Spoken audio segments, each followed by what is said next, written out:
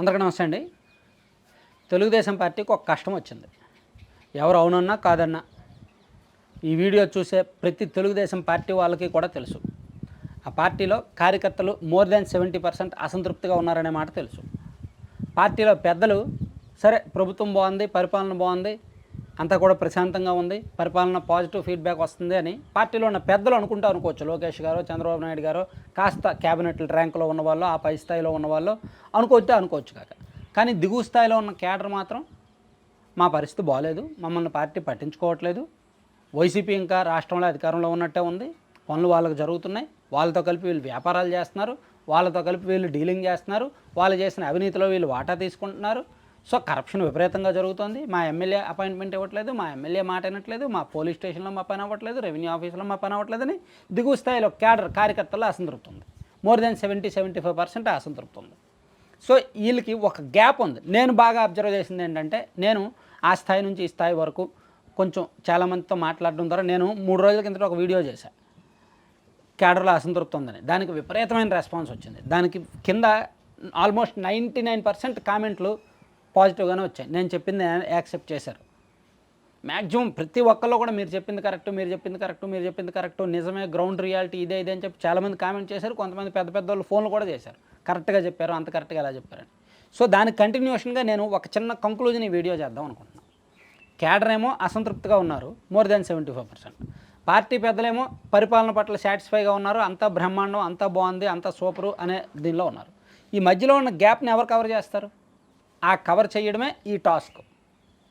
ఈ పార్టీకి ఉన్న లక్ష్యం అదే. ఎందుకంటే కేడర్లో ఉన్న అసంతృప్తి కారణాలు తెలుసు. నామినేటెడ్ పదవులు లేట్ అవుతున్నాయి. 2019లో జగన్మోహన్ రెడ్డి గారు అధికారంలోకి వచ్చిన తర్వాత మ్యాక్సిమం నామినేటెడ్ పదవులన్నీ కూడా 5 నెలల్లో ఇచ్చాడు ఆయన. మ్యాక్సిమం 5 months పట్టింది.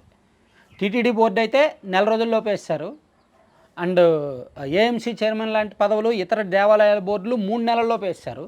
ఇంకా కొన్ని పదవులు, గ్రంథాలయ సంస్థ చైర్మన్లని, ఆ కార్పొరేషన్లని, ఈ కార్పొరేషన్లు 5 నెలల్లో మొత్తం పదవులు ఇచ్చారు. 2019 మేలో అధికారంలోకి వస్తే 2019 నవంబర్ నాటికి ఆల్మోస్ట్ 90% నామినేటెడ్ పదవులు ఇచ్చేశారు. వీళ్ళు అధికారంలోకి వచ్చిన 10 నెలలు అయింది, దాదాపుగా 60% మాత్రమే నామినేటెడ్ పదవులు ఇచ్చారు. ఇంకా చాలా పదవులు, కీలకమైన పదవులు ఇంకా పెండింగ్లో ఉన్నాయి, ఇవ్వలేకపోతున్నారు. ఇంత పెద్ద పార్టీ, ఇంత ఎక్స్పీరియన్స్ ఉన్న నాయకులు, వీళ్ళకి తెలియదు ఎవరికి ఇవ్వాలో, అదొకటి. అలాగే వైసీపీ వాళ్ళకి పనులు అవుతున్నాయి అన్నమాట వాస్తవం.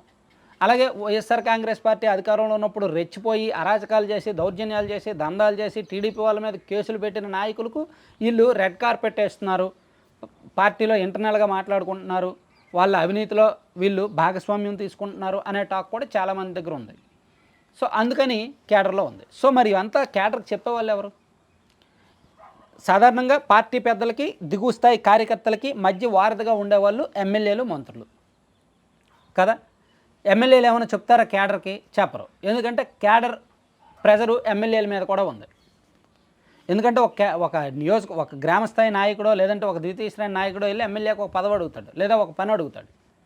సాధారణంగా నాకు తెలిసినంత వరకు, నేను మాట్లాడినంత వరకు ఈ రాష్ట్రంలో 70% ఎమ్మెల్యేలకి, అంటే కూటమిలో ఉన్న ఎమ్మెల్యేల్లో 164 మందిలో సుమారుగా 130 మందికి పైగా ఎమ్మెల్యేలకు వాళ్ళ నియోజకవర్గంలో ఎస్ఐ పోస్టింగ్ కూడా వేయించుకోలేకపోతున్నారు. వాళ్ళు ఒక ఎంఆర్ఓ పోస్టింగ్ కూడా వాళ్ళు వేయించుకోలేకపోతున్నారు. వాళ్ళకి సంబంధం లేకుండానే ఎస్ఐ వచ్చి, సార్ నేను ఇక్కడ ఎస్ఐగా ఉన్నాను సార్, జాయిన్ అవుతున్నాను సార్ అని వస్తున్నారు.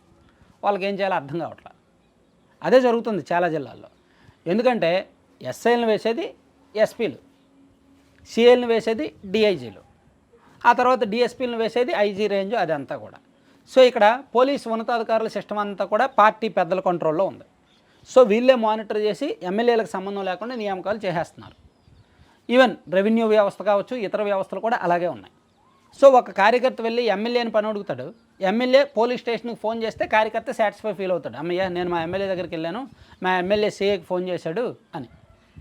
కానీ అక్కడ జరగట్లేదు. అరే సిఐ నా మాట కూడా వినట్లేదురా, మరి మార్చేద్దాం, మార్చడానికి మనం వేయలేదు కదా అని అంటారు. సో ఎగ్జాంపుల్ 2022లో అనుకుంటా, నగిరి నియోజకవర్గంలో రోజా గారు ఒక ఇన్సిడెంట్ జరిగింది. ఆమె ఒక పని మీద తన కార్యకర్తని, ఆమె ఇప్పటికి మంత్రి కూడా కాదు, తన కేడర్ ఒక కార్యకర్తని ఎంఆర్ఓ ఆఫీస్కి పంపించారు. ఎంఆర్ఓ గారు ఏమో ఇది అవ్వదండి అన్నారు, అవ్వదు చేయలేను అన్నారు. అప్పుడు రోజా గారు ఆయనకు ఫోన్ చేసి, అవ్వకపోతే నువ్వెందుకు ఇక్కడ, సర్దేసుకో, నీ లగేజ్ సర్దేసుకో, నువ్వు ఇంక అయిపోతావు, బదిలీ ట్రాన్స్ఫర్ చేసేస్తానని చెప్పారు. అలా 11 గంటలకు ఫోన్ చేస్తే మధ్యాహ్నం 1 గంటకి ట్రాన్స్ఫర్ ఆర్డర్ వచ్చింది. అప్పుడు అలా జరిగింది, వాళ్ళకి పవర్స్ అలా ఉండేవి. ఇప్పుడు వారం రోజులు ఆ ఎమ్మెల్యే తిరిగినా, జిల్లా ఆఫీసుల చుట్టూ తిరిగినా, సీఎంఓ చుట్టూ తిరిగినా పని అవ్వట్లేదు, చేయలేకపోతున్నారు. అంటే నేను అందరి గురించి మాట్లాడట్లేదు, 70% ఎమ్మెల్యేల పరిస్థితి అలాగే ఉంది. To be fact, practical, internal వాస్తవం నేను చెప్తున్నా. మేబీ ఇది బయటికి ఎవరికి తెలియకపోవచ్చు. ఎమ్మెల్యేలతో కావాలంటే ఓపెన్గా మాట్లాడండి. సో ఎమ్మెల్యేలకి అలా ఉంది, వాళ్ళకు పనులు అవ్వట్లేదని, కేడర్ నుంచి విపరీతమైన ఒత్తిడి ఉంది, అధిష్టానం పట్టించుకోవట్లేదని వాళ్ళ ప్రెజర్ అలా ఉంది. ఇదే సందర్భంలో కొంతమంది మిగిలిన 30% ఎమ్మెల్యేలు దుకాణాలు తెరిచారు. పోలీసుల ద్వారానే బేరాలు ఆడుతున్నారు, పోలీసుల ద్వారానే దౌర్జన్యం చేపిస్తున్నారు, పోలీసుల ద్వారానే కలెక్షన్లు రాబడుతున్నారు, పోలీసుల నుంచి డబ్బులు తీసుకుంటున్నారు, వాళ్ళ ద్వారానే రాజకీయం నడిపిస్తున్నారు. సో కొంతమంది ఒక 30% మంది అలా చేస్తే 70% మందికి మాత్రం ఏం తెలియట్లేదు అనమాట. సో ఇట్లా గ్యాప్ అనేది ఉంది. ఆ గ్యాప్ని కవర్ చేయవలసిన ఎమ్మెల్యేలు కూడా ప్రెజర్లో ఉన్నారనేది వాస్తవం. సో దీనికి సొల్యూషన్ కనుక పార్టీ పెద్దలు కనిపెట్టగలిగితే ఇంక ప్రాబ్లం ఉండదు. కార్యకర్తల అసంతృప్తి అనేది ఉండదు. కార్యకర్తల అసంతృప్తి కారణాలు మహా అయితే ఒక 10 కారణాలు ఉంటాయి. అందులో నేను 2-3 తరచూ చెప్తూ ఉంటాయి, ఇంకా కొన్ని ఉంటాయి. వాడికి ఏదో ఆ ఊర్లో ఒక నాయకుడితో ఇంటర్నల్ సమస్య ఉంటుంది, అవి వాళ్ళ వ్యక్తిగతం, వదిలేయచ్చు. అది పార్టీకి రిలేటెడ్ అయితే పార్టీ పట్టించుకోవాలి. ఇట్లా 2019 నుంచి 2024 వరకు తెలుగుదేశం పార్టీ అధికారంలో 1994 నుంచి 99 వరకు ఉంది, 99 నుంచి 2004 ఉంది, 2014 నుంచి 2019 వరకు అధికారంలో ఉన్నారు.